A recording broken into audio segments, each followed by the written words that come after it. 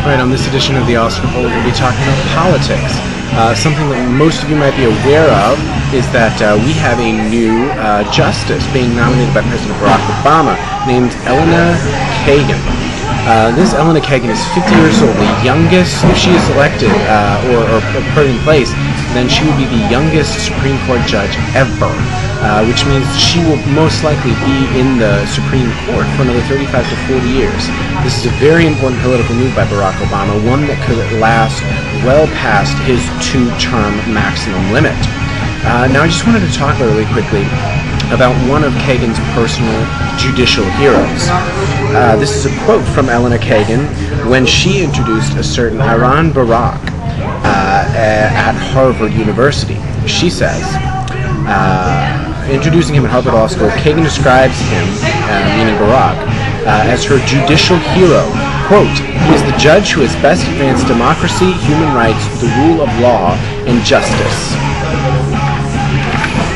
I just want to take a quick look at exactly what this Barack actually espouses. In his own words, Barack believes that, quote, a judge has the role in the legislative project, unquote, and that, quote, the judge may give a statute a new meaning, a dynamic meaning that seeks to bridge the gap between law and life's changing reality without changing that statute itself.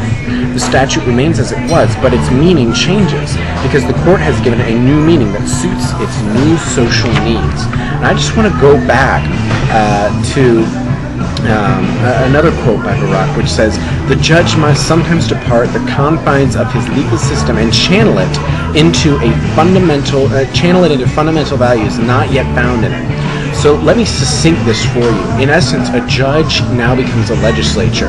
Any statute which the judge thinks is not being interpreted correctly may reinterpret it and change its meaning no matter what the original context is. This is both dangerous and, I would say, deadly to our judicial system, and here's why. The judge is simply there to interpret current law. He may only interpret that within the context of the Constitution, and this Barack is saying that we can completely bypass the Constitution because it's part of our legal system if we believe that the times have changed enough to disregard it. Now let's remind ourselves the Constitution is a dynamic document. We can change it. So why don't we change the Constitution instead of letting judges step outside of it? And again, Kagan says that he's her judicial hero. The best judge in advanced democracy, human rights, and the rule of law and justice. This is what Kagan wants to be. This is her hero. This is who she wants to become. This is the ideas which she espouses. This is not only dangerous to our country, but it is deadly to democracy. The legislative system creates the laws. The judicial system interprets them within the Constitution. If we are allowed to bypass that, then what we have is legislative and judicial chaos.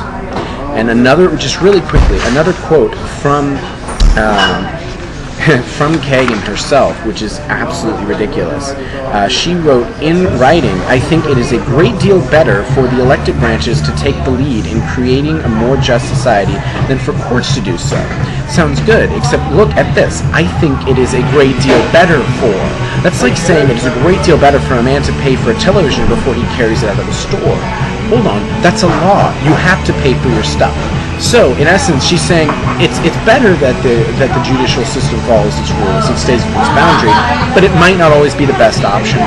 So, just think about this, guys. Do your research on this Kagan and make up your own mind. Comment below with any responses. Give me a video response. Go on Facebook. Search the Austin Report and become a fan.